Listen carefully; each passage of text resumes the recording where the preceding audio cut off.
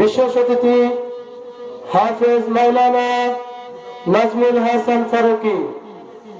এই পর্যায়ে আলোচনা করেছেন হাফেজ মাওলানা নাজমুল হাসান ফারুকী, খতিব নৈহাটি বাজার জামে মসজিদ, রূপসা, খুলনা।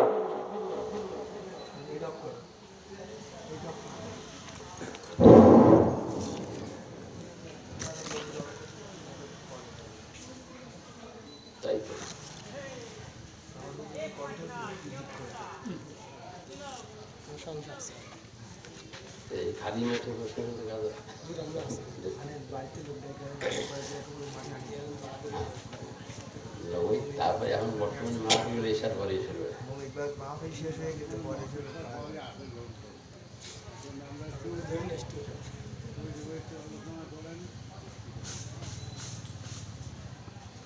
পরিচালক আপনি নিজে নাকি?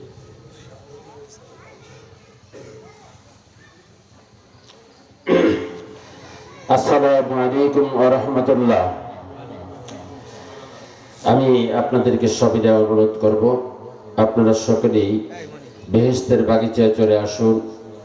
আজকে যেহেতু শীতের দিন, আমরা বাড়িতে বসে না থেকে যদি মাহফিল ময়দানের সম্মুখে চলে আসি, তাহলে আপনার এখানে বসলে কি হবে, প্রতিটা শ্বাস প্রশ্বাসে 10-10টি করে নেকি লেখা হবে, যেটা আপনার বাড়িতে বসে শুনলে তা পাবেন না। তাই আপনারা সকলেই চলে আসুন, বসুন, এখানে সেখানে ঘোরাফেরা না করে সকলেই ময়দানে চলে আসুন।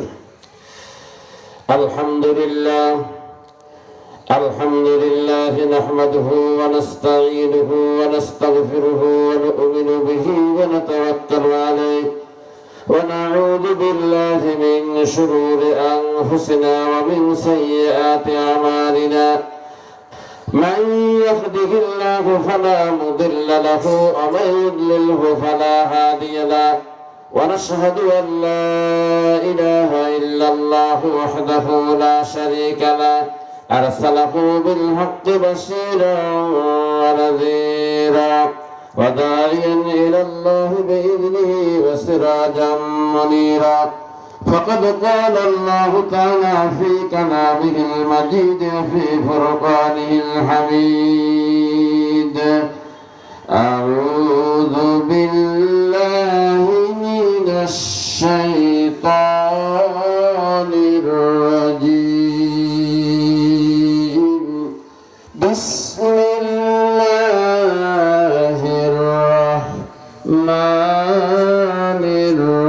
الرحيم إن الله وملائكته يصلون على النبي يا أيها الذين آمنوا صلوا عليه وسلموا تسليما اللهم صل على سيدنا مولانا محمد وعلى آل سيدنا شفيعنا محمد جل جلاله برنا اللهم صل على سيدنا مولانا محمد وعلى آل سيدنا شفيعنا محمد শ্রেষ্ঠতম রাসূল হয় এরা তুমি ধরতে,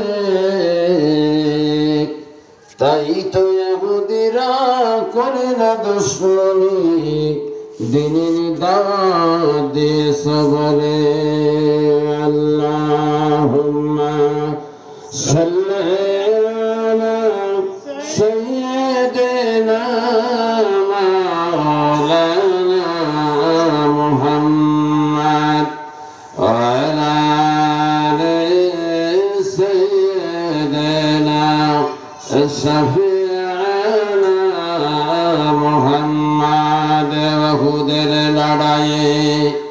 ভেঙেছ দান্দাম তথাপি জমিনে ডেকেছ ইসলাম।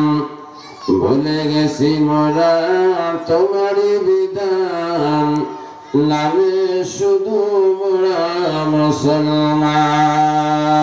আল্লাহুম্মা সাল্লি আলা সাইয়্যিদিনা মাওলানা মুহাম্মদ ওয়া আলা আলি সাইয়্যিদিনা রাসূলিনা মুহাম্মদ। আপন আপন ভাবো যাকে সে তো তোমার আপন,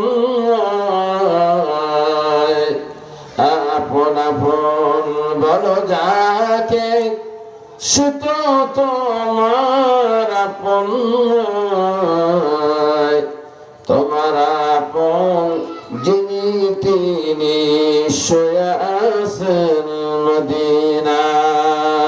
আল্লাহুম্মা সাল্লি আলা সাইয়্যিদিনা মাওলানা মুহাম্মদ ওয়া আলা আলি সাইয়্যিদিনা রাসূলিনা মুহাম্মদ। বালাগাল উলা বিকামালিহি কাশাফাদ দুজা বিজামালিহি হাসানাত জামিআ খিসালিহি সাল্লু আলাইহি বেকদর মে নবী মুস্তাফা রূ से आखब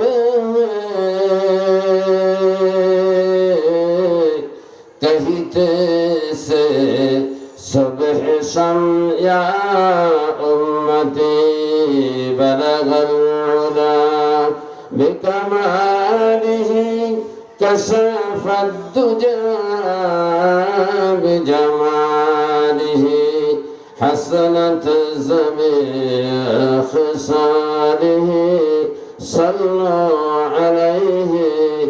আরবের পানে মক্কার বুকে আমিনার যেথায় ঘর, খোদারি করুণা কাউসার হয়ে ঝরসে বারংবার বালাগাল উলা বিকামালিহি কাশাফাদ দুজা বিজামালিহি হাসনাত জামিআ খিসালিহি সাল্লু আলাইহি। আল্লাহুম্মা আমিন। ربنا ظلمنا أنفسنا وإن لم تغفر لنا وترحمنا لنكونن من الخاسرين. ربنا لا تزغ قلوبنا بعد إذ هديتنا وهب لنا من لدنك رحمة إنك أنت الوهاب. رب العالمين খোদাগো এই নেহালপুর পূর্ব পাড়ায় আল্লাহ এই জামের মসজিদ কর্তৃক আয়োজিত প্রথম বার্ষিকী ইসালে সাবের মাহফিলে ইয়া রাব্বুল আলামিন কয়েক মর্তবা আবেগ জড়িত কণ্ঠে দুরূদ সালাম পড়েছে। আমরা নবী দেখি নাই, নবীর সাহাবীকেও দেখি নাই। রব্বুল আলামিন ১৫০০ বছর পরে ৩৫০০ মাইল দূরে বসে বাংলার জমিনে বসে দুরূদ সালাম পাঠ করেছে। আয় আল্লাহ তাআলা মেহেরবানি করে দুরূদ সালাম টুকুন সোনার মদিনায় নবীর রওজা মুবারকে পৌঁছে দেন। রব্বুল আলামিন এই মাহফিলের আয়োজন যারা করা হলো, আল্লাহ যারা করেছে বহুদিন ধরে কষ্ট ক্লেশ করেছে, আল্লাহ রব্বুল আলামিন এই মাহফিলকে জরিয়া করে কিয়ামতের দিন মুসিবতের সময় এদের নাজাতের জরিয়া করে দেন। রব্বুল আলামিন আমরা যারা কথা বলার জন্য এসেছি এবং শোনার জন্য যারা এসেছি প্রত্যেকের ভিতরে আপনি হেদায়েতে কামেলা আপনি নসিব করে দেন রব্বুল আলামিন। আমাদের পিতা মাতা যারা মৃত্যুবরণ করে চলে গিয়েছে আল্লাহ, এই মাহফিলের বদৌলতে মাবুদ তাদের কবরগুলোকে জান্নাতের বাগিচা বানায় দেন। আমিন আমিন বিজুদিকা আমিন বিনতিনানিকা আমিন ইয়া খায়রুল মাসউলিন বিহাক্কি লা ইলাহা ইল্লাল্লাহ মুহাম্মাদুর রাসূলুল্লাহ সাল্লাল্লাহু আলাইহি। আলহামদুলিল্লাহ, আজকে শুকরিয়া আদায় করছি যে আজকে যে নেহালপুর পূর্বপাড়া বাইতুল মামুর মসজিদের সম্মুখে প্রথম বার্ষিক কর্তৃক আয়োজিত ওয়াজ মাহফিলের সভাপতি এবং আজকে যারা আসবেন দিগার উলামায়ে কেরাম এবং আমরা সম্মুখে উপবিষ্ট বা মাইকের শব্দ শুনতে পাচ্ছেন, পর্দার অন্তরালে দূরবর্তী পর্দার অন্তরের মা ও বোনেরা, আসসালামু আলাইকুম ওয়া রাহমাতুল্লাহ। আজকে মাহফিল তো তাই জন্যই লোকজন কিন্তু দেখবেন যে ওয়াজ মাহফিলে একটু কমই হয়, আর যাও হয় তা একটু এশার পরে হয়।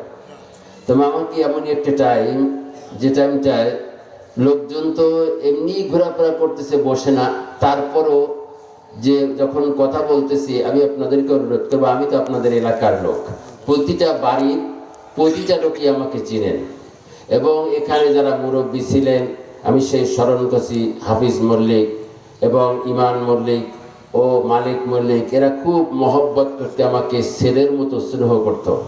তো আজকে তারা দুনিয়ার বুকে নেই, বহুদিন এখানে বহু বছর, আজকে 40 বছর ধরে এলাকায় ঘোরাফেরা করতেছি, আমাদের সকলার পরিচিত। তারপরে যখন দাওয়াত দিয়েছেন মহব্বত করে আমি এসেছি, তো উপস্থিতি কম হলেও তত মাইকের শব্দ তো যাচ্ছে, তাই না? তো এখন সম্মুখে বাঁশবাগান আছে, আর পরি বাতাস, আর দেখা যায় যে কবরস্থানের লোকজনও আছে, আর যারা জিন্দা আছে তাদের মুখ পাথরের মতো শক্ত হয়ে গেছে, তারা চার দোকানে বাজারে যেখানে সেখানে ঘুরে ঘুরে বেড়াচ্ছে, ঠিক কিনা? কিন্তু তথাপিও এই যে আপনার দুনিয়ার বুকে বেঁচে আছি, এই সময়টা কিন্তু অত্যন্ত মূল্যবান সময়। মরে গেলে তারপরে এই সময় কোনো কাজে আসবে না। অতএব যে আমরা যখন বেঁচে আছি, আল্লাহ রাব্বুল আলামিন যখন দেখেছেন মাহফিল ময়দানে এসে বসে থাকবেন, প্রতিটা শ্বাস প্রশ্বাসের বদৌলতে আল্লাহ রাব্বুল আলামিন 10টি করে নেকি আপনার আমার আমলনামায় লিপিবদ্ধ করে দেবে। জোরে জোরে কান সুবহানাল্লাহ। এখন বাড়ি বসে থাকবেন না এখানে আসবেন সেটা আপনি বিয়োগ করেন। তো যেহেতু আজকে মাহফিল, এটা একটা অত্যন্ত যে মাহফিল হওয়া, মসজিদ হওয়া, এটা মানুষের জন্য হেদায়েতের একটা জরিয়া, ঠিক কিনা? যে মসজিদ যত বেশি হবে মুসল্লি তত বেড়ে যাবে, ঠিক কিনা? যে মসজিদ হবে, এখানকার লোকেরা বহু দূরে গিয়ে অনেকে নামাজ আদায় করতো না, কিন্তু মসজিদ হওয়াতে 5 ওয়াক্ত নামাজ এখানে আদায় করতেছে। তবে এই মসজিদ এটা মানুষের চেষ্টা, ইচ্ছা মানুষের, কুদরত কার? আল্লাহ। কুদরত আল্লাহর, ইচ্ছা মানুষের। আজ থেকে 5 বছর আগে এখানে যে মসজিদ হবে কেউ কল্পনাও করে না, জল্পনাও করে না, ঠিক কিনা? আমি তো ঘুরি এলাকায়, দেখেছি যে মসজিদ হওয়ার কোনো কথাও ছিল না, অথচ আল্লাহ রাব্বুল আলামিন এই জায়গাটাকে মসজিদ হিসাবে কবুল করে নিয়েছে। এটা আলহামদুলিল্লাহ এলাকাবাসীর জন্য এটা হেদায়েতের, নাজাতের জরিয়া হিসাবে আল্লাহ কবুল করেছে। এখন এটা আমাদের জন্য একটা কর্তব্য আছে। কর্তব্য হলো কি? মসজিদের সাথে সম্পৃক্ত থাকতে হবে, মসজিদ ভিত্তিক অন্তর তৈরি করতে হবে। রব্বানা মাসজিদান বানাল্লাহু লাহু বাইতান ফিল জান্নাহ। আল্লাহ রাব্বুল আলামিন যারা মসজিদকে আবাদ করে, মসজিদকে নির্মাণ করে, মসজিদের সাথে সম্পৃক্ত থাকে, মসজিদে নামাজ আদায় করে, তাদেরকে আল্লাহ রাব্বুল আলামিন জান্নাতে তাদের জন্য আল্লাহ ঘর তৈরি করে নেবে। জোরে জোরে কান সুবহানাল্লাহ। এজন্য মসজিদের সাথে দীর্ঘটা সময় আমাদের কাটাতে হবে মসজিদের সংলগ্নে। আমরা আজকে চার দোকানে বসে থাকলাম, এতে কোনো সব হবে না। কিন্তু আজকে মানুষ এত কিছু জানে, এখানে প্রতিযোগিতা চলছে মানুষ যে জাহান্নামের দিকে কিভাবে যে আগাতে পারে, কিন্তু জান্নাতের দিকে প্রতিযোগিতা চলছে না। মানুষ জাহান্নামে আগাবার জন্য প্রতিযোগিতা চলছে। তাও যদিও আমরা কম, তবুও এই ওয়াজ মাহফিলে যারা আসে এরা কিন্তু ভালো মানুষ। এরা কি মানুষ? ভালো মানুষ। ভালো জিনিস যদি পরিমাণে কম হয় তা কিন্তু মূল্য অনেক বেশি, ঠিক কিনা? এক বড়ি স্বর্ণের দাম 2 লক্ষ টাকা। 2 লক্ষ টাকা দিয়ে কাঁসা পিতল কয়েক মন কেনা যাবে, ঠিক কিনা? তাহলে ভালো জিনিস কম হয়, ভালো মানুষ কম হয়, ভালো কাজে লোক কম পাওয়া যায়। তবে আল্লাহ রাব্বুল আলামিন যাদেরকে কবুল করেছেন তারা আসবেন এবং তারা বসবেন, তারা সম্মুখে প্রিপারেশন নিয়েছেন। তো আমরা অনেকেই এই দুনিয়া লোভী, দুনিয়ার মোহনা। যদি বলা হয় যে আজকে যদি বলা হয় মাগরিবের পর থেকে বিরিয়ানি দেওয়া হবে, তাহলে কিন্তু আসরের সময় লোক আসতো, ঠিক কিনা? হ্যাঁ, আপনারা লোভী না, আপনার কথা বলছি না, সব জায়গার কথা বলছি। যে মসজিদে যদি বলি যে আজকে মিলাদ আছে, তাহলে পিছন থাকাতে তাকাই দেখে যে বড় টোপলাটা কত বড়। যদি দেখে টোপলাটা ছোট, তাহলে দূর দূরে সব নেমে যায়। আর যদি দেখে টোপলা বড়, তাহলে মসজিদ ভরা যা আসলে তাই, একটাও নামে না। তার মানে তাহলে আমাদের কি দুনিয়ার 2টা জিলাপি, 2খানা একটু খিচাড়ির প্যাকেট, এর প্রতি আসলে আমাদের লোক, ঠিক কিনা? আল্লাহ রাব্বুল আলামিন বলছেন যায়্যানা লিন-নাস হুব্বুশ শাহাওয়াত মিনান নিসাই ওয়াল বানিনা ওয়াল কানাতিরিল মুকান্তারাতি মিনাজ যাহাবি ওয়াল ফিদ্দা। পৃথিবীর মানুষ মহব্বত করে স্বর্ণ, টাকা, পয়সা, রৌপ্য, বাছাই করা ঘোড়া, নিসা ও সুন্দরী নারী, এগুলি পৃথিবীর সামগ্রী। এ দেখেই মানুষ কিন্তু লালায়িত। কিন্তু আল্লাহু ইনদাহু হুসনুল মাআব, আল্লাহ রাব্বুল আলামিনের দরবারে অত্যন্ত যে আপনার পুরস্কৃত রয়েছে, এই পুরস্কার মানুষ কিন্তু ভেবেও তা কল্পনা করতে পারবে না। তার কারণ যিনি আল্লাহকে স্মরণ করে চলবে, আল্লাহ রাব্বুল আলামিন তাকে ছোট্ট একখানা জান্নাত দান করবে। এই দুনিয়ার 10 দুনিয়া, জোরে জোরে কান সুবহানাল্লাহ। এই দুনিয়ার কয় দুনিয়া? 10 দুনিয়া, ছোট্ট একখানা জান্নাত দান করবে। আর সেই জান্নাতের মূল্য কত জানেন? তামাম পৃথিবীটা যদি 1 কোটি বার বিক্রি করে দেওয়া হয়, আল্লাহর দেওয়া জান্নাতের এক টুকরা জানালার শেখের মূল্য হবে না। জোরে জোরে কান সুবহানাল্লাহ। এমন একটা জান্নাত আল্লাহ রাব্বুল আলামিন আপনাকে আমার জন্য বরাদ্দ দিবেন। এ কিসের জন্য, কিসের বিনিময়? আল্লাহর হুকুম মেনে মেনে যখন আমি চলবো, এর বিনিময়ে আল্লাহ রাব্বুল আলামিন জান্নাত দিবেন। কিন্তু না, দুনিয়ার আমরা সামগ্রী, ওই সামান্য একত্বের খাবারের জন্য আমরা লালায়িত। এজন্য আমরা পরকালকে ভুলে যাই। আমি বলতেছিলাম যে অল্প জিনিস কমই হয়, অল্প জিনিস কম হয়। ঈমান যারা আছে, ঈমানদার লোক কম, তবু আল্লাহ রাব্বুল আলামিনের কাছে অনেক দামি, এদেরকে আল্লাহ জান্নাত দান করবে। আর যারা ঈমানদার নয়, তাদেরকে আল্লাহ রাব্বুল আলামিন জাহান্নামে নিক্ষেপ করবে। এটা তো আল্লাহ রাব্বুল আলামিন পরিষ্কার করে বলে দিয়েছেন। যে মানুষ আজকে যদি চিন্তা করে যে আল্লাহ রাব্বুল আলামিন বলে দিয়েছেন পরিষ্কারভাবে, ওয়ালাকাদ যারানা লিজাহান্নামা কাসীরাম মিনাল জিন্নি ওয়াল ইনস লাহুম কুলুবুন লা ইয়াফকাহুনা বিহা ওয়া লাহুম আ'য়ুনুন লা ইবসিরুনা বিহা ওয়া লাহুম আযানুন লা ইয়াসমাউনা বিহা উলাইকা কাল আনআম বাল হুম আদাল উলাইকা হুমুল গাফিলুন। আমি অধিকাংশ জিন এবং ইনসানকে জাহান্নামের আগুনে নিক্ষেপ করব, এতে আমার কোনো দয়া মায়া হবে না। আল্লাহ রাব্বুল আলামিন এই মানুষকে যে সৃষ্টি করেছেন জাহান্নামে দেওয়ার জন্য করেছেন নাকি? করেন না। কিন্তু আল্লাহ রাব্বুল আলামিন বলেছে আমি দেব অধিকাংশ মানুষ, জিন এবং ইনসানকে আমি জাহান্নামের আগুনে নিক্ষেপ করব, এতে আমার কোনো দয়া মায়া হবে না। কেন হবে না? আল্লাহ রাব্বুল আলামিন বলেন আমি তাদেরকে একখানা কলব দান করেছি, যেই কলব দ্বারা আমার দিকে রাজগার করে নাই, কোরআন হাদিসের কথা শ্রবণ করে নাই, আমি তাদেরকে বোঝার মতো জ্ঞান দান করেছি। তারা বোঝে না, তারা জানে না, তারা শোনে না, তাদেরকে আমি অন্তর দান করেছি, কলব দান করেছি। কলব দ্বারা জিকির রাজগার করে না, এই কলবে শুধু দুনিয়ার গান বাজনা তারা শুনেছে, দুনিয়াবি সব কিছু নাচ গান দেখেছে। কিন্তু তাদেরকে আমি জাহান্নামের আগুনে নিক্ষেপ করব। তাদেরকে আমি চক্ষু দান করেছি আইনুন, তাদেরকে আমি চক্ষু দান করেছি। এই চক্ষু দ্বারা কোরআন হাদিসকে দেখলো না, দুনিয়ার সব নবেল নাটক গান বাজনা দেখে দেখে তারা লালায়িত হয়েছে, দুনিয়ায় তারা হাবার বাহাবার করেছে। কিন্তু তাদেরকে আমি আজ চক্ষু দান করেছি, কর্ণ দান করেছি, কর্ণ দ্বারা তারা শুনে নাই। এরা হলো চতুষ্পা জানোয়ার। গালিটা কে দিয়েছে? আমি দিলাম নাকি? তাদেরকে বলা হয়েছে যে এরা চতুষ্পা জানোয়ার। কেন বলা হয়েছে? তাদেরকে চক্ষু দিয়েছি, কলব দিয়েছি, কর্ণ দিয়েছি, তারা বোঝে না, দেখে না, শোনে না, জানে না। এদেরকে আমি জাহান্নামের আগুনে নিক্ষেপ করব। এরা হলো চতুষ্পা জানোয়ার। শুধু কি তাই? আল্লাহ রাব্বুল আলামিন বলেন বালহুম আদম, তারা তার চেয়ে তো নিকৃষ্ট একটা চতুষ্পা জানোয়ার দেখবেন।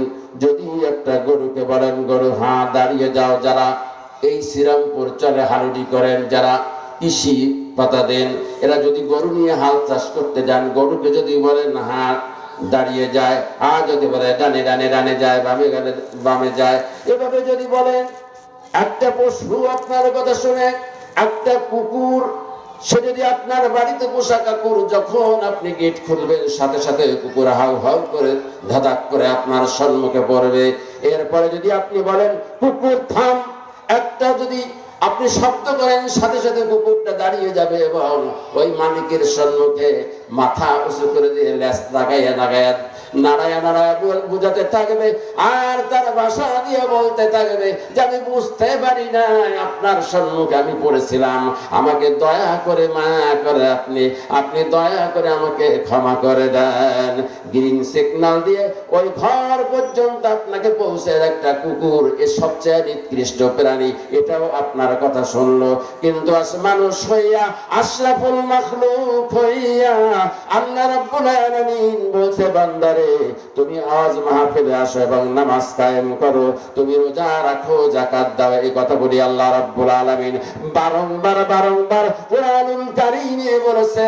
আপনাকে বোঝার মতো মেধা আল্লাহ রাব্বুল আলামিন দান করে দিয়েছে।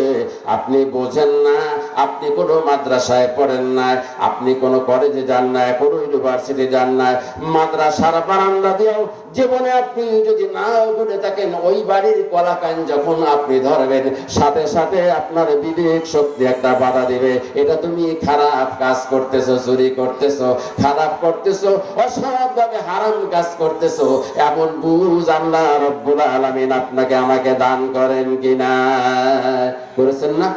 আল্লাহ রাব্বুল আলামিন দান করেছেন। কিন্তু আপনি যে চুরি করেছেন, এ কোনখানে কোরআনে নিষেধ আছে ওয়াসারিকু ওয়াসারিকাতু, আপনি জানেন না। কিন্তু আল্লাহ রাব্বুল আলামিন আপনার মেধা শক্তির ভিতরে দিয়েছে, এটা তুমি খারাপ কাজ করেছো। এটা কি মানুষকে বোঝার ক্যাপাসিটি আল্লাহ রাব্বুল আলামিন দিয়েছে, অন্য কোনো প্রাণীকে দেয় নাই। কান তো সবাই আছে। একটা ছাগলকে আপনি ধরেন না, ধরে একবার বলবেন যে ছাগলকে যদি বুঝান, দুই কান ধরে বুঝাবেন, খবরদার ওই শ্রীরামপুর বিলে যাবি না, মল্লিকের চরে যদি যাও, ওখানের কৃষি আছে, উস্তা আছে, জিজ্ঞা আছে, তারপর ফুট তরমুজ ভাঙ্গু আছে, এগুলি যদি তুই নষ্ট করো, ওরে কিন্তু আটকাইয়া খোয়ারে দেবে, দিলে বা পিটিয়ে মারিয়াও বলতে পারে, জব দিয়ে খাইয়াও বলতে পারে, এইগুলো কিন্তু আমরা পারবো না, খবরদার এই ছাগল তুই যাবি না।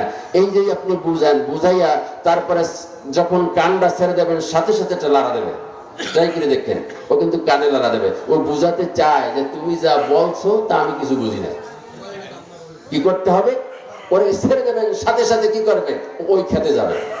তাহলে আচ্ছা, একটা মানুষকে যদি বলেন সবচেয়ে পাগল যেটা, এটাকে যদি বুঝান যে খবরদার ওই খেতে যাবি না, খেত নষ্ট করবি না, মানুষ বুঝবে কি বুঝবে না? বুঝবে না? বুঝবে। কিন্তু আল্লাহ রাব্বুল আলামিন বলছেন বালহুম আদম, ওই কুকুর বুঝলো, নিকৃষ্ট প্রাণী বুঝলো। কিন্তু মানুষ হইয়া, আশরাফুল মাখলুক হইয়া তোমাকে আমি জ্ঞান দান করেছি, এই জ্ঞান দ্বারা তুমি বোঝো না, তোমাকে চক্ষু দিয়েছি, চক্ষু দ্বারা তুমি দেখো না, চক্ষু দ্বারা তুমি দেখেছো কি দেখেছো? ওই টেলিভিশনের পর্দায়, ওই ডিশ লাইনে দেখেছো, কিন্তু আমার কোরআন হাদিসের কথা দেখো না। যদি শুনছ কোনখানে গানের কথা হয়, তাহলে প্যাম্পলেট বুকলেট কিছুই প্রচার করার দরকার হয় না। ওখানে কান যোগে শুনে শুনে ওখানে আসরের সময় মানুষ গ্যালারি ভর্তি বোঝাই হয়ে যায়, ঠিক কিনা? সেটাকে বোঝাই হয়ে যায়। আর 3 দিন ধরে, 1 মাস ধরে আজকে আপনাদের সম্মুখে প্যাম্পলেট এবং বুকলেট কত মাইকিং প্রচার করা হয়েছে, তবুও মানুষ কিন্তু কম। এজন্য আমরা দুঃখ পাওয়ার কোনো কারণ নাই। হেদায়েতের মালিক কে? হেদায়েতের মালিক জোরে বলেন কে? এখানে কি এই প্রধান অতিথি আমাদেরকে হেদায়েত করতে পারবে? বিশেষ অতিথি পারবে? প্রধান বক্তা পারবে? হেদায়েতের মালিক বিশ্ব নবী রাসূল আরবি, তিনিও আবু জাহেলকে হেদায়েত করতে পারেন নাই। পারছেন নাকি? পারেন নাই। তার কারণ যে পারেন না, এই তাকে আল্লাহ রাব্বুল আলামিন হেদায়েত দেন নাই। একদিন আল্লাহর রাসূল তার চাচাজিকে সবচাইতে আকাশের নিচে জমিনের উপরে তার চাচা আব্দুল মুত্তালিব, আবু তালিবকে বেশি ভালোবাসতেন। কিন্তু মৃত্যুর যখন সন্নিকটে, মৃত্যুর শয্যায় যখন সজ্জিত হয়েছে, তখন গিয়ে আল্লাহর রাসূল চোখের পানি ফেলে দিয়ে বলতেছে, চাচাজি, আপনার কানের গোনায় আপনার কানের সাথে আপনার মুখের সাথে আমার কানটা লাগাই, একটু কানে কানে কালেমাটা শুনিয়ে দেন। যদি আপনি শোনাতে পারেন কালেমা, আমি নবী মুহাম্মদুর রাসূলুল্লাহ সাল্লাল্লাহু আলাইহি ওয়াসাল্লাম জামিন থাকবো, আপনাকে না নিয়ে জান্নাতে কদম রাখবো না। জোরে জোরে কান সুবহানাল্লাহ। এই কথা যখন বলছে, তখন কি বলে জানেন?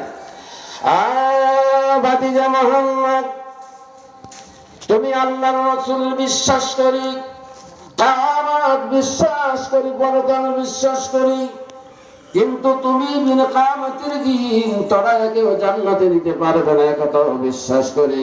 কিন্তু জেনে রাখো রে মুহাম্মদ, আমি যদি তোমার হাতে কালেমা পড়ে মুসলমান হয়ে যায়, তাহলে ওই মক্কার সকল আবল বৃদ্ধা বনিতা, সব ধরনের লোক, সব শ্রেণীর লোকেরা এক বাক্যে বলবে, শেষ পর্যন্ত ভাতিজা মুহাম্মাদের হাতে কালেমা পড়ে মুসলমান হয়েছে, এত বড় গুনাহ নিয়ে মরতে আমি রাজি না। চিৎকার দিয়ে বলুন নাউজুবিল্লাহ। হেদায়েত কি নসিব আছে? হেদায়েত নসিব আছে। কত সুন্দর ব্যাপার। এখন চিন্তা করলেন যে চাচাজি, ও চাচাজি, তাহলে আপনি একটু দেখেন তো, এই আকাশ বাতাস ভূমণ্ডল, গাছপালা, কীট পতঙ্গ, তরুলতা, পাহাড় পর্বত, কি বলতেছে একটু শোনেন তো। আল্লাহ তার কানটা খুলে দিয়েছে। এখন যেদিকে লক্ষ্য করে, পাহাড়ের দিকে যখন লক্ষ্য করে, যখন পাহাড়ের দিকে তাকায়, আবু কুবাইস পাহাড়ের দিকে যখন তাকানো, দেখতেছে পাহাড় থেকে জবাব আসতেছে, লা ইলাহা ইল্লাল্লাহ, জোরে লা ইলাহা ইল্লাল্লাহ, লা ইলাহা ইল্লাল্লাহ, লা ইলাহা ইল্লাল্লাহ মুহাম্মাদুর রাসূলুল্লাহ। এবার গাছের দিকে তাকায়, যেদিকেই তাকায় শুধুই যে শুনতেছে, শুধু কালেমা পড়তেছে। কিন্তু তখন মনটা একটু নরম হয়ে গেল, যে ভাতিজা মুহাম্মাদের নাম আকাশে বাতাসে, ওই জাবালে পাহাড়ে, গাছপালা, কীট পতঙ্গ, তরুলতা যখন তার কথা বলতেছে, এবার আমি কালেমা খান পড়ে নেব, এই যখন এরাদা করছে, সঙ্গে সঙ্গে দাঁড়িয়ে গেলেন কে? মিস্টার ইবলিস। দাঁড়িয়ে বলতেছে কি, ও আবু তালেব, কি হয়েছে তোমার ভাতিজার হাতে তুমি কালেমা পড়ে মুসলমান হতে জাদু দিয়েছে। জোরে জোরে কান নাউজুবিল্লাহ। এই কথা যখন বললেন আল্লাহর নবী, তখন চটিয়ার ময়দানের মাঝখান থেকে মনক্ষুণ্ণ অবস্থায় হাঁটতেছে, যে আমার চাচাকে বাঁচাতে পারলাম না, আমার চাচাকে কলেমা দিতে পারলাম না, ঈমান দিতে পারলাম না আমার চাচাকে, আমি নবী হইয়া যখন মনক্ষুণ্ণ হয়ে চলে গেলেন, সঙ্গে সঙ্গে কোরআনের আয়াত নাজিল হয়ে গেল, ইন্নাকা লা তাহদি মান আহবাবতা ওয়ালাকিন্নাল্লাহ ইয়াহদি মান ইয়াশা ওয়া হুয়া আ'লামু বিল মুহতাদিন। অনবীগ আপনি মনক্ষুণ্ণ হবেন না, আপনি ব্যথা পেন না, আপনি বেদনা পেন না। আপনি তো হেদায়েতের মালিক না, আপনি বলতে পারেন হেদায়েতের মালিক হলাম আমি আল্লাহ। জোরে জোরে কান সুবহানাল্লাহ। নবী আপনি মনক্ষুণ্ণ হবেন না, মনে ব্যথা পেন না, হেদায়েত তো আপনি দিতে পারেন না, হেদায়েতের মালিক কে? আল্লাহ। চন্দ্রকে দ্বিখণ্ডিত করে দেখালেন, তারপরে কি পারছে? চন্দ্রতে দ্বিখণ্ডিত করলো, পারলো না। কিন্তু দেখেন আবু জাহেলের কথাটাই ধরেন না, হেদায়েত আবু জাহেলের নসিবে নাই।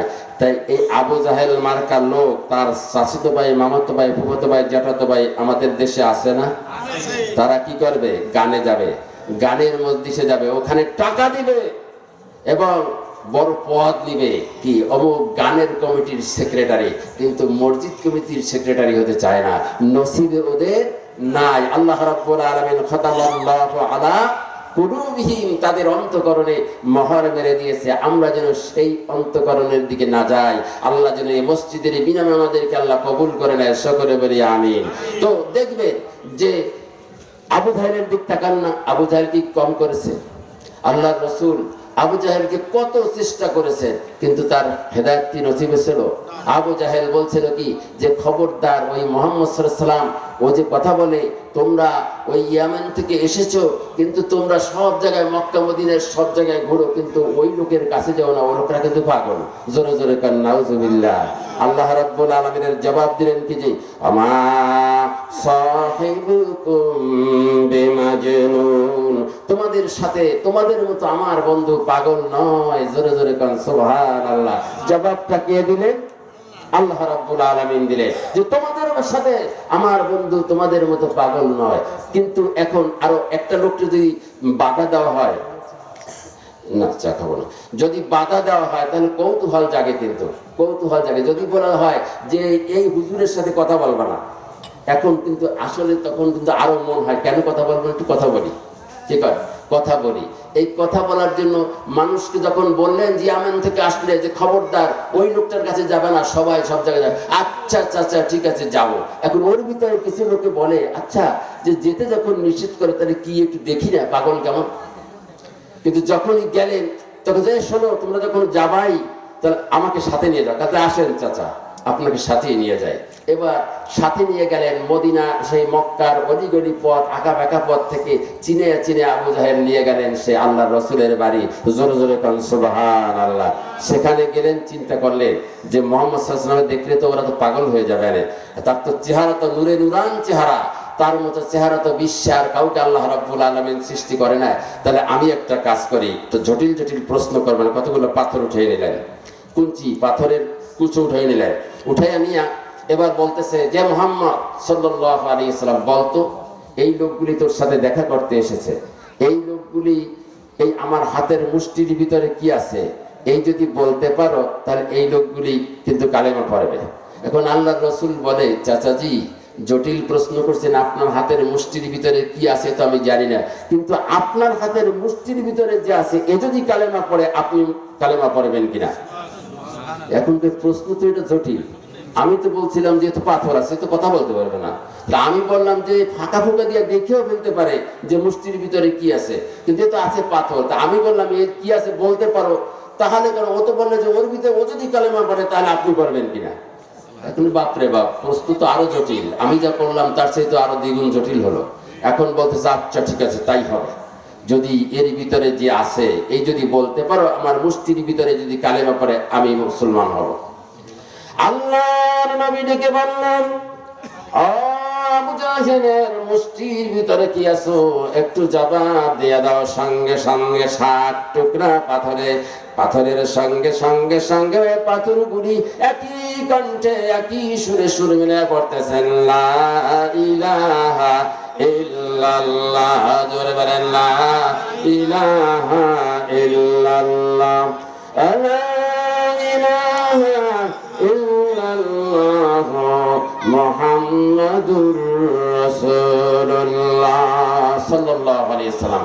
এই যখন ঘুন ঘুন সুরে সব পাথরগুলি বলে আবু জাহেল পাথরগুলি দূরে নিক্ষেপ করে ফেলে দিয়ে বললেন যে জাদুকর দেখেছি, পাথরের ভিতরে জাদু দেয় এটা আমি দেখি নাই। জোরে জোরে কান নাউজুবিল্লাহ।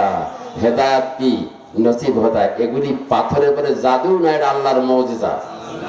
মুজিজা কি? মুজিজা আজকে জুমায় বলেছিলাম, মুজিজা কাকে বলে? মুজিজা সব শক্তির পরে যে শক্তি বিজয়ী হয়ে যায় তার নাম হলো মুজিজা। যেমন ওই আমি জুমা উদাহরণ দিয়েছিলাম, মুসা আলাইহিস সালামের একটা লাঠি মুজিজা দিয়েছিল। এই লাঠিটা কিন্তু এখনো মিশরের জাদুঘরে আছে। এই লাঠি যখন ফেলে দিতেন বিরাট বিরাট সাপ হয়ে যেত এবং বিরাট সাপ হতো।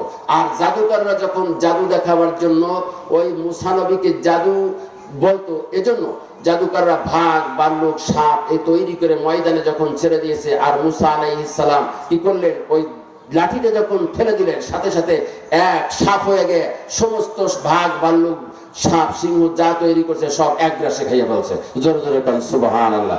জাদুকররা চিন্তা করলে জাদুর জিনিস যে খেতে পারে তো জাদু না, এর নাম হলো মুজিজা। পাথরে যে কথা বললো এটা কি আল্লাহর নবীর মুজিজা। পাথরগুলি দূরে নিক্ষেপ করে দিলেন, কিন্তু এটা কিন্তু আমি মুসা নবীর যে মুজিজা, এই মুজিজা ছিল মুসা নবীর জন্যই। এখন সে লাঠি আছে, সে লাঠি যদি এখন জমিনে ফেলায় একটা মাইক্রোসফট হবে না, হবে নাকি? হবে না। তার কারণ আল্লাহ রাব্বুল আলামিন তাকে মুজিজা দিয়েছিলেন। এই মুজিজার বলে আল্লাহ রাব্বুল আলামিন সব শক্তির সম্মুখে মুজিজা, সব শক্তির সম্মুখে বিজয়ী হয়েছে মুজিজা। তো কোরআনুল কারীম আমাদের কাছে কিন্তু আছে। এই কোরআনুল কারীম একটা জীবন্ত মুজিজা। কোরআনুল কারীম কি? জীবন্ত মুজিজা। এই জন্য বলা হয়েছে কোরআনুল কারীম হলো আযীম কিতাব। আজকে জুমায় বলতেছিলাম যে কোরআনুল কারীম এত বড় আযীম কিতাব। আল্লাহ রাব্বুল আলামিন আযীম নাম দিয়েছে তিনটা বিষয়ের পরে। তিনটা বিষয়ের পর আল্লাহ রাব্বুল আলামিন আযীম খেতাব দিয়েছেন। একটা হচ্ছে আল্লাহ রাব্বুল আরশিল আযীম, আর একটা হলো কি ইন্নাকা লাআলা খুলুকিন আযীম। আল্লাহ রাব্বুল আলামিন তার বন্ধুর চরিত্র সম্পর্কে বলেছে, হে নবী আপনার চরিত্র হলো খুলুকিন আযীম, অত্যন্ত প্রশস্তের মাপকাঠি নাই। এবং আরেকটা দিয়েছে কোরআনুল কারীমের নাম হলো আযীম কিতাব। বুঝছেন? এটা হলো জীবন্ত মুজিজা। এই যে মুজিজাগুলি দেখালেন, কিন্তু নসিবে আবু জাহেলের কলেমা ছিল না। এখন নসিব আবু জাহেলের ছিল না, কিন্তু ওমরের নসিবে ছিল, ঠিক কিনা? ওমরের নসিবে ছিল। ওমর যখন কোরআনের বাণী শুনলেন, তাহা মা আনসালনা আলাইকাল কুরআন লিতাশকা, তখনই ওর মোমের মতো তার মন গলে গেল। যখন সারা মক্কা ভূমিতে সে প্রচার করে দিল মুহাম্মদ সাল্লাল্লাহু আলাইহি সাল্লামের যে মাথায় এনে দিতে পারবে 100 উট, লাল উট তাকে পুরস্কার দেওয়া হবে। ওমর তখন গর্জন মেরে ওঠে, বলে এমন কোন বাপের বেটা আছে এই মক্কার বুকে, আমি পারবো না তার সাথে। আমি খোলা তরবারি নিয়ে ময়দান থেকে যখন রওনা দিচ্ছে, সাহাবীরা সবাই বিষ্টন করে আল্লাহর রাসূলকে ধরে রাখছেন, জিয়া রাসূলুল্লাহ ওমরের হাত থেকে তো আপনাকে বাঁচানো যাবে না। ওমর তো সেই ধরনের লোক। আল্লাহ নবীকে বলে, সাহাবীরা রে তোমরা অপেক্ষা করো, হয়তোবা ওমর ইসলাম গ্রহণ করে ফেলবে। জোরে জোরে কান সুবহানাল্লাহ। আবু জাহেলের নসিব হয় না, কিন্তু ওমরের নসিব হয়েছে। এই পাহাড়কে দ্বিখণ্ডিত করে, চাঁদকে দ্বিখণ্ডিত করে দেখানো হয়েছে, তবুও কি হয় না। এখন ওয়াজ নসিহতের কথা যাই কিছু বলেন না কেন, তারা বলবে হুজুর এরকম বলে থাকে, কিন্তু তারা বোঝে না। এজন্য বলা হয়েছে আয়ুনুন, চক্ষু দান করেছে, আযানুন কর্ণ দান করা হয়েছে। তারা বোঝে না, জানে না, সরে না, তাদেরকে আমি জাহান্নামের আগুনে নিক্ষেপ করব। এই জাহান্নামী আমরা যদি না হতে চাই, তাহলে আমাদের হেদায়েত হতে হবে মরার আগে। মইরা যদি হেদায়েত, এই হেদায়েতে কোনো কাজে আসবে? কি করেন? মইরা গেল, তাকে উঠাইয়া দিলেন, বলেন বিসমিল্লাহি ওয়া আলা মিল্লাতি রাসূলিল্লাহ, রাসূলের দরে দিলেন। রাসূল কি মরা মানুষটাকে আপনাকে গ্রহণ করবে? সারা জীবন আপনি সেই রাসূলের দলে ছিলেন না, তার ইত্তেবা করেন না। যেখানে ওয়াজ মাহফিল হয়েছে সেখানে যান না, গান বাজনা দিয়েছেন, এই দুনিয়ার সব নাজ নিয়ামত আপনি ভোগ করেছেন। আপনি মনে করেছেন তারে নারে করেছেন। আজ মরে গিয়েছেন, আপনাকে বিসমিল্লাহ ওয়া আলা মিল্লাতি রাসূলিল্লাহ, এটা হতে পারে না। আজকে আপনার জন্য সুখবর হবে, মসজিদ যখন হয়েছে এখানে আপনার নামাজ সর্বপ্রথম মসজিদের সাথে আপনার অন্তরখানা সম্পৃক্ত থাকতে হবে, ঠিক কিনা? এই মসজিদ ভিত্তিক অন্তর তুলার ওয়াক্ত দীর্ঘটা সময় যদি আমরা মসজিদে কাটাতে পারি তাহলে কিন্তু আমরা হেদায়েত পেয়ে যাব, ঠিক কিনা? মসজিদকে যখন ভালোবাসবেন, কিয়ামতের দিন আল্লাহ রাব্বুল আলামিন এই দুনিয়া নয় প্রণয় করবে, যখন ফানাফিল্লাহ হয়ে যাবে, মসজিদগুলি দাঁড়িয়ে থাকবে, তখন বলবে আল্লাহ গো, আমার ভিতরে যারা নামাজ আদায় করেছে, আমাকে যারা ভালোবেসেছে, আমাকে যারা দান সৎকার করেছে, আমার ভিতরে যারা বেশি সময় রয়েছে, আল্লাহ গো তাদেরকে না নিয়ে আমি জান্নাতে যাব না। জোরে জোরে কান সুবহানাল্লাহ। এই মসজিদ তখন দিকে দিকে বলবে, কে ছিলেন সভাপতি, সেক্রেটারি, কে 5 ওয়াক্ত নামাজ আদায় করেছে, কে আমাকে আযান দিয়েছে, কে আমার খেদমত করেছে, আমি তাদেরকে না নিয়ে আল্লাহ গো তোমার জান্নাতে যাব না। আল্লাহ রাব্বুল আলামিন যেদিন অর্ডার করবে, খানায়ে কাবাকে আল্লাহ ইনজিল বানাবে, এই মসজিদগুলোকে বগি বানাবে, এই মসজিদগুলি তখন আপনার জন্য আমার জন্য নাজাতের জরিয়া হয়ে যাবে, ঠিক না? মসজিদ ভিত্তিক অন্তর আমাদের থাকবে না? আজান শুনে কি হবে? ঘুমিয়ে থাকবো। আজান শুনলে শয়তান জিহাদ ঘোষণা করেছে যে আল্লাহর সাথে যখন আজান শুনবে তখন দেখবে যে ঘুমটা বেশি আসে, সারা রাত চিন্তা করে সেই এই করবো সেই করবো, কিন্তু দেখবে যে ফজরের আজান যখন হয়ে যায় তখন ঘুম আসবে। তার মনে করতে হবে শয়তান আপনাকে আচ্ছাদিত করেছে, শয়তান আপনার উপরে বিজয়ী হয়েছে, রহমতের ফেরেশতারা আপনার উপরে বিজয়ী হতে পারে না। অভাবী আমি জানি, এই নেহালপুরের এই এলাকা এটা কিন্তু বেশি একটা ধনী এলাকা নয়, এটা কিন্তু গরিব এলাকা, দিন আনে দিন খায়। কি দুই একজন যদি সাময়িক দুই একজন অবস্থাশালী আছে, তারপরেও দেখবেন যে যদি আপনি নামাজের প্রথমে যেতে পারেন তাহলে কিন্তু আপনার জন্য জান্নাতের রাস্তা খোলা হবে। ধনীদের চেয়ে গরিবদের আল্লাহ রাব্বুল আলামিন পছন্দ করেন, ঠিক কিনা? গরিবদেরকে পছন্দ করেন। আপনার অন্তর মসজিদ ভিত্তিক করতে হবে, নামাজি হতে হবে। আপনি টাকা পয়সা ইনকাম যখন আপনি নামাজ পড়ে মসজিদ থেকে নামাজ পড়ে বের হয়ে যাবেন, হালাল রুজির জন্য ময়দানে যাবেন, মাঠে ময়দানে কাজ করবেন, বড় বাড়িতে কাজ করবেন, দেখবেন যে ওই কাজটাও আপনার ইবাদতের ভিতরে আল্লাহ রাব্বুল আলামিন গণ্য করে নেয়, ঠিক কিনা? এজন্য মসজিদের সাথে সম্পৃক্ত রাখবেন। এই মসজিদ এটা কিন্তু একটা খানায়ে কাবার অংশ, বিশ্বাস হয়? হযরত ইব্রাহিম আলাইহিস সালাম কি করেছেন? ঘর নির্মাণ করেছে, মসজিদ নির্মাণ করে, কাবা ঘর নির্মাণ করে, মেরামত করে যে পাথরগুলি ছিল এই পাথরগুলিকে বললেন যে আল্লাহ রাব্বুল আলামিন পাথরগুলি ইব্রাহিম উপরের দিকে নিক্ষেপ করো। পাথরগুলি ইব্রাহিম আলাইহিস সালাম আল্লাহর নির্দেশে উপরের দিকে নিক্ষেপ করতে লাগলো। উপরের দিকে যখন নিক্ষেপ করতেছে আর কিনারে একটা পাথরও আসছে না। হযরত ইব্রাহিম নবী আল্লাহকে ডেকে বললেন, মাবুদ গো, এত পাথরগুলি নিক্ষেপ করলাম কিন্তু একটা পাথর কিনারে আর জমা হলো না, পাথরগুলো কোথায় যাচ্ছে? তখন আল্লাহ ডাক দিয়ে আবার, ইব্রাহিম রে, তুমি যে পাথরগুলি শূন্যের পরে মহাশূন্যের পরে নিক্ষেপ করতেছে, পাথরগুলি আমি সারা পৃথিবীর বুকে আমি মেঘমালা করে, আমি ছিদ্রা টুকরা টুকরা করে, আমি এই পাথরগুলি জিরা জিরা করে আমি তামাম পৃথিবীতে ছড়াইয়া দিয়েছি। যেইখানে একখানা পাথর পড়বে আজ কাল হোক ওইখানে একখানা মসজিদ নির্মাণ হয়ে যাবে। জোরে জোরে কান সুবহানাল্লাহ। এখানে একখান পাথর পড়ছে না? না পড়লে কি হতো? এই মসজিদ হয়েছে, একখানা পাথর পড়েছে এখানে, তাই মসজিদ নির্মাণ হয়েছে। এটা আপনার আমার জন্য কি নাজাতের জরিয়া হয়ে যাবে একটা মসজিদ। এই মসজিদ আশেপাশে 40 ঘর নিয়ে এই মসজিদ সুপারিশ করে আল্লাহর জান্নাতে পৌঁছে দেবে। কি কর? মসজিদ ভিত্তিক অন্তর আমরা চাই না। মসজিদে কি একটা করে দিলেই হয়, খালি জমি দিলেই হবে না। এই মসজিদে কি করতে হবে? যে নামাজ বেশি পড়বে তার সবচেয়ে বেশি আল্লাহ রাব্বুল আলামিনের কাছে নামাজটা পছন্দ, ঠিক কিনা? যে সবচেয়ে বেশি পছন্দ। আপনি টাকা দিতে পারলেন না, আপনার অর্থ কিন্তু আপনি 2 রাকাত নামাজ আদায় করলেন, ফজরের আজান শুনলেন, আজান শুনে আরামের ঘুম হারাম করে যখন আপনি মসজিদে চলে আসবেন, আপনার আমল নামায় সারা দিন আপনি ইনকাম যেটাই করবেন ওকে আল্লাহ রাব্বুল আলামিন বরকত দান করে দিবে। কি কর? আর যারা আসবে না, ওই আবু জাহেল বারকা লোক, এদেরকে যত কিছু বোঝানো হোক, মসজিদ পাশে থাকবে, দেখবেন পাশের বাড়ির লোক নামাজ পড়ে না, কিন্তু আরো 200 গজ দূর থেকে এসে নামাজ পড়বে। মসজিদে তো অনেকেই প্রশ্ন করে, মসজিদ এত দরকার কেন? তাই না? এই এত দরকার কেন, এরকম কিন্তু প্রশ্ন করে, ওখানে মসজিদ চলে না, এই কথা বলাও ঠিক না, এই কথা বলাও ঠিক নয়। মসজিদে টেলিভিশন এত লাগে কেন, একটা হইলেই তো হয়, একটা হইলে হয় না, তাই দিয়ে এলাকার সব লোক দেখতে পারে না তা তো না, তার আপনার ঘরে ঘরে লাগে না, আমার রুমে রুমে লাগে, এখন লাগে না, এখন রুমে রুমে কথা, ওখানে প্রশ্ন নাই, মসজিদ বেশি হলে প্রশ্ন হয়। এগুলি মানে এগুলি কোন ধরনের লোক জানেন? এগুলি হলো ওই ওই ওই আবু জাহেলের বংশধর। এরা নেক কাজে বাধা দিবে, এরা নেক কাজে বাধা দিবে, এদের কথা শুনবেন না। মসজিদ যত বেশি হবে তত নামাজি বাড়বে, ঠিক কিনা? আমি যখন এলাকায় এসেছি তখন মসজিদ ছিল তাসির সাহেবের ওই একটা, আর ওখানে ফকির বাড়ি একটা, আর তো কোনো মসজিদ ছিল না। কিন্তু এই মসজিদগুলি বাড়ছে, মসজিদে মুসল্লি কমছে না বাড়ছে? প্রত্যেকটা মসজিদে মুসল্লি বেড়ে যাচ্ছে, এখানেও নামাজ হচ্ছে, ওখানেও নামাজ হচ্ছে, সব জায়গায় মসজিদ যত বেশি হবে তত মুসল্লি বাড়বে। মনে চায় যে আমার কাছে মসজিদ, আমি একটু যে নামাজ আদায় করি।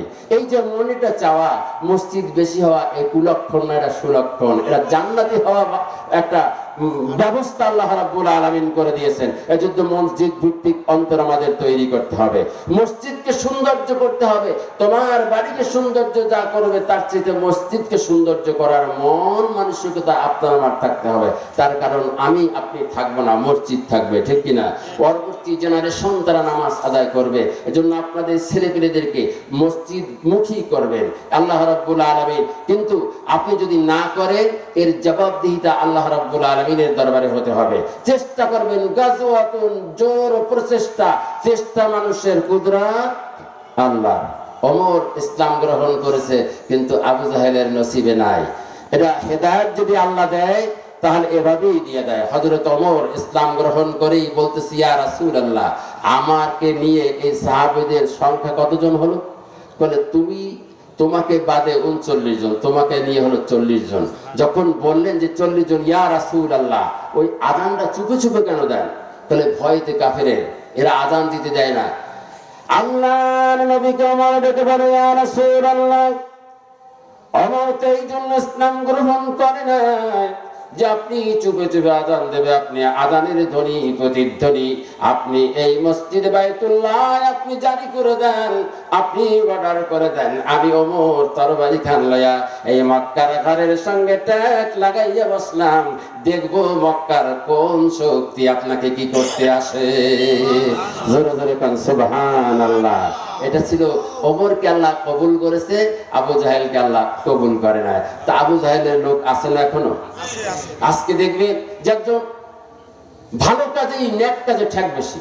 একজন মসজিদের ইমাম নেবে, ইমাম নিয়োগ করতে গেলে তখন দেয় ইমাম সাহেবের চেহারাটা কেমন, পড়াটা কেমন, ইমাম সাহেব কোন বংশের লোক, ইমাম সাহেবের বউ পর্দায় থাকে কিনা, ইমাম সাহেব কিভাবে চলে, ওই মহিলার হাইটে গেল ইমাম সাহেব চোখ বেঁকা দিয়ে চাকালো কিনা, তো তাকাইলে বলবে তার চোখ খারাপ, এরকম বলবে, ঠিক কিনা?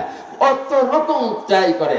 কিন্তু আজকে এই সমাজে 200 লোকের ইমামতি করে, এখানে একে যাচাই বাছাই করার জন্য এত কিছু দেখো, কিন্তু তুমি সমাজে মেম্বার বানাবা তখন তো দেখো না যে মেম্বার নামাজ পড়ে কিনা, এই চেয়ারম্যান নামাজ পড়ে কিনা, এমপি সে নামাজ পড়ে কিনা, না মিথ্যা কথা শতবার বলে। হ্যাঁ, কত ধরনের এই এমপির দেখেছি আমি যখন ছাত্র জীবন, মুস্তাফিজুর রহমান বাগেরহাটের পররাষ্ট্রমন্ত্রী ছিল সেই আমলে, তখন যাই দেখি কি একটা রুডি বেছে, রুডি বেলে তার ভিতরে দিয়ে মুসাফা করে, আর ওই কিন্তু আর কোনোদিন তাকে দেখা যায় না, ওইটাকে আমি দেখলাম। তাহলে দেখবেন যে তাদের চোর, আমি এটা বলতে বুঝাতে চেয়েছি, তখন তুমি যাচাই বাছাই করো না ইমামের ব্যাপারে, যাচাই বাছাই। আমাদের অন্তর কোথায় চলে গিয়েছে, আমাদের আকীদা। কিন্তু আজকে আসতেছে যে সম্মুখে নির্বাচন, আমরা দেখতে হবে যে না জানতে এক এক মসজিদে এক এক টাইমে হয়, তাই না? এক এক টাইমে এক এক মসজিদে হয়, সব মসজিদে একই টাইমে হয় না, তাই না? কোনো জায়গায় 7:15, কোনো জায়গায় 7টায়, কোনো জায়গায় 7:45, কোনো জায়গায় 8টায়, 8:15 হয়। আমার বাড়ির সামনে ওখানে তাসির সাহেব 8টায় জামাত হয়। তো যাই হোক, আজান হলেই তো, আর যে আজান হলে কোরআন হাদিসের কথা যখন বলা হয় তখন আজানের শব্দ আর কোরআন হাদিস, ওখানকার লোকেরা আজানের জবাব দিবে, আর কোরআন হাদিসের কথা বলা, এই যে কোরআন কথা বলতেছি এগুলি হাদিস কোরআনের কথা বলতেছি না। হাদিস কোরআনের কথা যখন বলা হয়, আল্লাহ রাব্বুল আলামিন কি বললেন? ওয়াইজা কুরআল কুরআন ফাসতামিউ লাহু ওয়া আনসিতু লাআল্লাকুম তুরহামুন। যখন তোমাদের সম্মুখে কোরআন হাদিসের কথা বলা হয় তখন তোমরা ফাসতামিউ চুপ থাকো, ওয়া আনসিতু শ্রবণ করো, লাআল্লাকুম তুরহামুন তোমার পরে আমার রহমত বর্ষিত হবে। জোরে জোরে কান সুবহানাল্লাহ।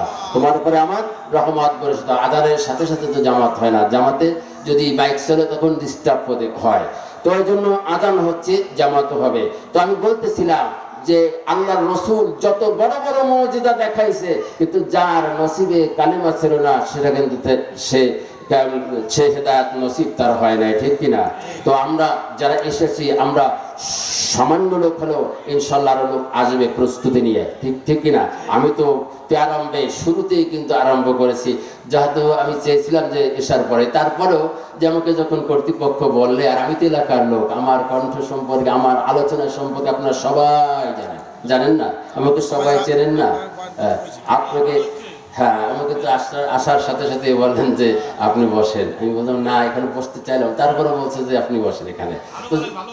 তো যাই হোক, যে আমরা যত বড় বড় মুজিজা দেখানো হোক না কেন, হেদায়েত যার নসিব নাই সে আসবে না, এতে আমাদের মনক্ষুণ্ণ হওয়ার কিছু নাই, ঠিক করেন? আমাদের দিনকে, ইসলামকে ফুৎকার দিয়ে কখনো উড়িয়ে দিতে পারবে না, ঠিক কিনা? আল্লাহর রাসূলকে বলছিল যে হে মুহাম্মদ, তোমার দিনকে যদি তুমি না থামিয়ে দাও তোমাকে কিন্তু অনেক কিছুই করা হবে, তোমাকে ধূলিসাৎ করে দেওয়া হবে, তোমাকে দেশ থেকে বিতাড়িত করে দেওয়া হবে, তোমাকে খতম করে দেওয়া হবে। আল্লাহর রাসূলকে থেমেছিলেন? থেমে থাকেন না। এবং এই দেখবেন আল্লাহর রাসূল কি করেছেন, একবারে বাদশা মালিক তাকে দাওয়াত দিয়েছেন, দাওয়াত দিয়ে বলতেছেন এই বারবার এ সমস্ত না করে একবারে দিন মিটাই দেব।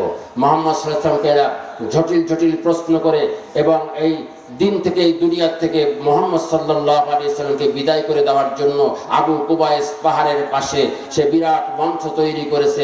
বাদশা মালিক ছিল এখন যেরকম মনে করেন এখন যে আমেরিকার গভর্নর যেরকম, এরকম মাতুব্বার, এই জাতিসংঘের মাতুব্বার বাদশা মালিক ছিলেন। বাদশা মালিককে যখন দাওয়াত দিয়ে আনা হয়েছে, একটা স্মরণের চেয়ারে পাবে আর একটা রূপার চেয়ার পাশে। এখন স্মরণের চেয়ারে বসছে বাদশা মালিক, রূপার চেয়ারে বসছে আবু জাহেল। এবার আল্লাহর রাসূলকে ডাকা হলো। চিন্তা করলেন, সাহাবীরা বললেন যে আজকে আবু জাহেল বসবে চেয়ারে আর বাদশা মালিক বসবে, যার খাতিরে কুল কায়নাত সৃষ্টি করেছেন সে মুহাম্মদ সাল্লাল্লাহু আলাইহি ওয়াসাল্লাম দাঁড়িয়ে থাকবে। ইয়া রাসূলুল্লাহ, আপনি যদি অর্ডার করেন আমরা একটা চেয়ার গাড়ি করে আপনার জন্য নেব। আল্লাহর রাসূল বলছে যে অপেক্ষা করো, দেখো কি হয়। আল্লাহর রাসূল যখন আসলেন সম্মুখে, বাদশা মালিকের চোখের ভিতরে আল্লাহ নূরের তাজাল্লি সৃষ্টি করে দিয়েছে। আল্লাহর রাসূলকে দেখে বাদশা মালিক আর বসে থাকতে পারেন না, একসঙ্গে দাঁড়িয়ে গেছেন। দাঁড়িয়ে যখন গিয়ে সাথে সাথে আল্লাহর রাসূলকে বসতে দিলেন স্মরণের চেয়ারে। জোরে জোরে কান সুবহানাল্লাহ। আবু জাহেল কি এখন রক্ষের চেয়ারে বসতে পারে? সে উঠে দাঁড়াই গেলেন, দাঁড়াইয়া বাদশা মালিককে বসতে দিলেন। এবার বলতেছে যে আবু জাহেল তো রাগে গদগদ করতেছে, বলতেছে দেখো তুমি যেভাবে বলতেছো, একটা মানুষকে প্রশ্ন করা ছাড়া তো কিছু করা যায় না। প্রশ্ন বলা হয়, তাকে কিছু জিজ্ঞেস করতে হবে, তারপরে তো অপমান অপদস্থ যা কিছু করবো। কিন্তু তার কাছে আমি প্রশ্ন করি, তাহলে হ্যাঁ প্রশ্ন করেন, প্রশ্নটা আমি করবো, যেহেতু হ্যাঁ তুমি তো ডেকেছো এই মাহফিল, তুমি যে এই অ্যারেঞ্জমেন্ট এটা তো তুমি তো করেছো, তুমি প্রশ্ন করো। তাহলে মুহাম্মদ জি চাচাজি সাল্লাল্লাহু আলাইহি সাল্লাম পড়ে। তো আল্লাহর রাসূলের নাম শোনা মাত্র কি করতে হবে? সাল্লাল্লাহু আলাইহি ওয়াসাল্লাম পড়তে হবে। আমি তোমার কাছে প্রশ্ন করতে চাই, বলো তো ওই আকাশে এখন সূর্যটা কোন জায়গা আছে? তাহলে 12টার পরে আছে। ওই সূর্য নামাইয়া অমাবস্যার রাত করো এবং ওই চন্দ্র উঠাও ওখানে, ওই চন্দ্র এখানে আমাদের কাছে আনো, এনে দ্বিখণ্ডিত করে দাও চন্দ্র, আবার ওখানে লাগাও, আবার দুপুর 12টা করো। প্রশ্নটা কি ছোট না বড়? বিশাল প্রশ্ন। চন্দ্র আকাশের সূর্যকে নামাবে, রাত 12টা করবে, আবার অমাবস্যার রাত করে চন্দ্র ওখানে উঠাবে, ওই চন্দ্র কাছে আনবে, দ্বিখণ্ডিত করে ফেলবে, এরপর আবার ওখানে লাগাবে, আবার দুপুর 12টা করবে। এটা কি ছোট প্রশ্ন না বড় প্রশ্ন? এবার প্রশ্ন করেছে। এখন আবু জাহেলের তো ধারণা এই প্রশ্ন কখনো সে পারবে না, সম্ভব নয়, পৃথিবীতে কেউ পারে না, অতীতের ইতিহাস নাই। আল্লাহর রাসূল পারবে না? পারবে। তো আমরা জানি পারবে। তো কি এখন আল্লাহ রসুল বললে প্রশ্ন তো আপনার শেষ না, তাহলে আমাকে 2 রাকাত নামাজের সময় দেন। নামাজ দিয়ে সব ফয়সালা করেছে। সব ফয়সালা কি করেছে? নামাজ দিয়ে। আমরা ফয়সালা কি নামাজ দিয়ে করি? নামাজে দাঁড়াইলে দুনিয়ার সব কিছু মনে আসে। একজন দোকানদার নামাজে দাঁড়াইয়া এখন নামাজের তো দোকানদার ভুলে গেছে নাকি, এখন ইমাম সাহেবের নামাজের 1 রাকাত নামাজ তো তিনি 4 রাকাতই পড়েছে। এখন ইমাম সাহেবকে জিজ্ঞাসা করে, হুজুর আপনার নামাজে 1 রাকাত ভুল হলো নাকি? তাহলে না, তো ভুল তো হয় না। তাহলে আপনি বুঝলেন কি করে? তাহলে আমার 4টে দোকানের হিসাব 4 রাকাত নামাজে মিলাই, 3টে দোকানের হিসাবে একটা বাকি আছে, এই জন্য মনে করেছি নামাজে ভুল হয়েছে কিনা। ঠিক আছে, এই ধরনের নামাজ আমরা পড়ি, সব দুনিয়ার সবকিছু নামাজের ভিতরে মনে পড়ে। আবু জাহেল যখন বললেন, ভাতিজা মুহাম্মদ বলো তো ওই চন্দ্রকে রাত্রি 12টা করতে পারবে কিনা এবং ওই চন্দ্রখানে লাগাতে পারবে কিনা? আল্লাহর রাসূল বলেন, আবু জাহেল চাচাজি আমাকে একটু নামাজের সময় দেন। নামাজে যখন সিজদায় গিয়ে আল্লাহকে ডেকে বলে, মাবুদ তুমি সব কিছু করতে পারো, তুমি যদি আজ আমাকে এদের সম্মুখে যদি লজ্জিত করো তাহলে করতে পারো, না হলে তুমি এই যে যা দেখতে চেয়েছে দেখাও। সঙ্গে সঙ্গে জিবরাইল এসে কানে ধরে মুখ লাগাইয়া ডেকে ডেকে বলে, ইয়া রাসূলুল্লাহ, ইয়া হাবিবাল্লাহ, আপনি মাথা তুলেন, আপনি মাথা তুলে আপনি চন্দ্রকে ইশারা করেন, সূর্যকে ইশারা করেন, আপনার আঙ্গুলের মাথায় চন্দ্র নাচবে আর আপনার কথা শুনবে। জোরে জোরে কান সুবহানাল্লাহ। আল্লাহর রাসূল তখন সিজদা থেকে উঠে ওই চন্দ্রকে সূর্যকে যখন হাতের ইশারা করলো, সঙ্গে সঙ্গে সূর্য লুকিয়ে গেল, অমাবস্যার রাত্রি হয়ে গেল। এবং চন্দ্রকে যখন হুকুম করলো, চন্দ্র ওখানে দাঁড়িয়ে গেল, হাতের ইশারা করলেন, সাতিশ হাজারু নাতাকাল হাজারু শাক্কাল কামারু বিইশারাতিহি। যখন এই কথা ইশারা করলেন, সঙ্গে সঙ্গে চন্দ্র কাছে আসলো, থরথর করে থালার আকার। চন্দ্র এই দুনিয়ার চেয়ে 13 লক্ষ গুণ বড়, তাই না? কিন্তু আসলো থালা আকারে, এসে থরথর করে কাঁপতেছে। আল্লাহ রাসূল জিজ্ঞাসা করলে, চন্দ্র কাঁপছে কেন? চন্দ্রের জবাব করল, মানুষের নয় জবাব দিল, ইয়া রাসূলুল্লাহ, ইয়া হাবিবাল্লাহ, আমাকে লক্ষ লক্ষ কোটি কোটি বছর ধরে সৃষ্টি করা হয়েছে, কিন্তু নবী গো আপনার সম্মুখে আমাদের ভাগ্য হয় না কোনোদিন আসার। আপনার সম্মুখে কোনো না জানি কোনো বেয়াদবি হয়ে যায়।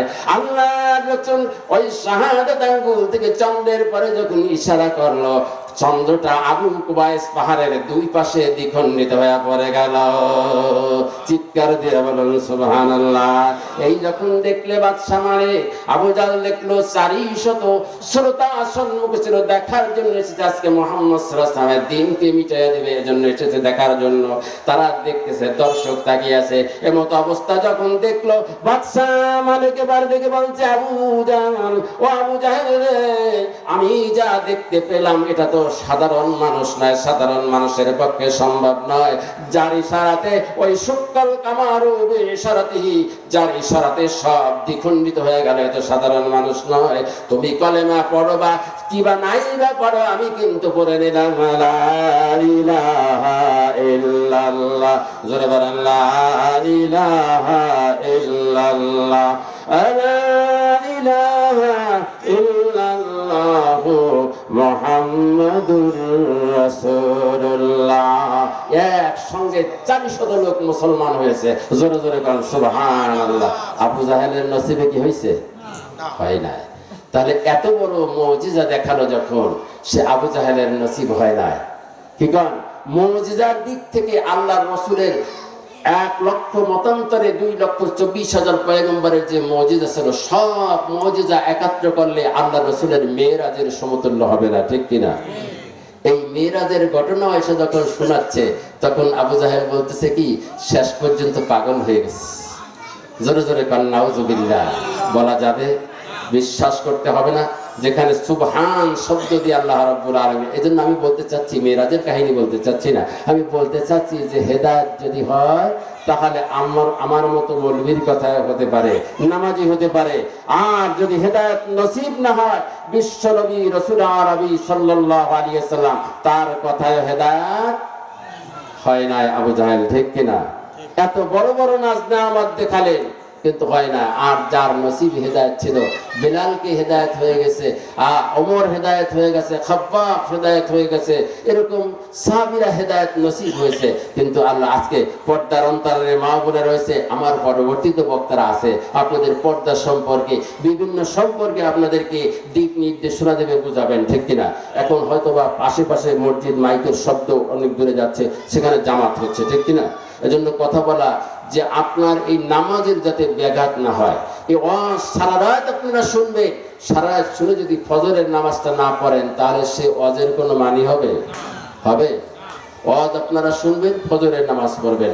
ফজরের নামাজ না পড়ে যদি ওয়াজ শোনেন, তাহলে 1 ঘন্টা কোরআন হাদিসের কথা শুনবেন, 60 বছর মসজিদের নববীতে ইতিকাফ করার মতো সওয়াব পাবেন। কিন্তু সেটা নামাজ পড়া না পড়া, নামাজ পড়া।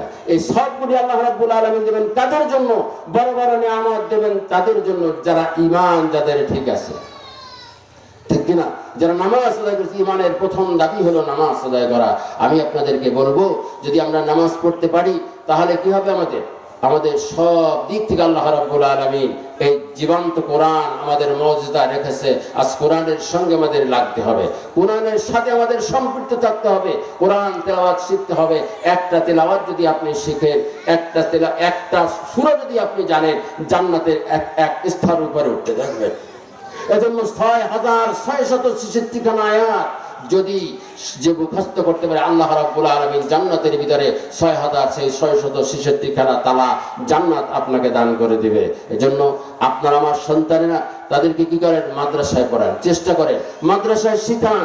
এবং অনেকেই ধারণা করে মাদ্রাসায় পড়লে এক মসজিদের ইমামের বেতন খুব কম। তো যাই হোক, জামাতের টাইম হয়েছে, তো এখন যে কথা সম্মুখে যে বলবো আর বলার মতো সময় হবে না। তো আল্লাহ রাব্বুল আলামিন যে কথাগুলি বললাম, আমার জন্য আপনারা দোয়া করবেন এবং আপনাদের জন্য আমি দোয়া করি যে কথাগুলি বললাম এবং শুনলাম, আল্লাহ জাল্লা শাআনুহু যে আমাদেরকে মানার তৌফিক যেন দান করে। আমিন।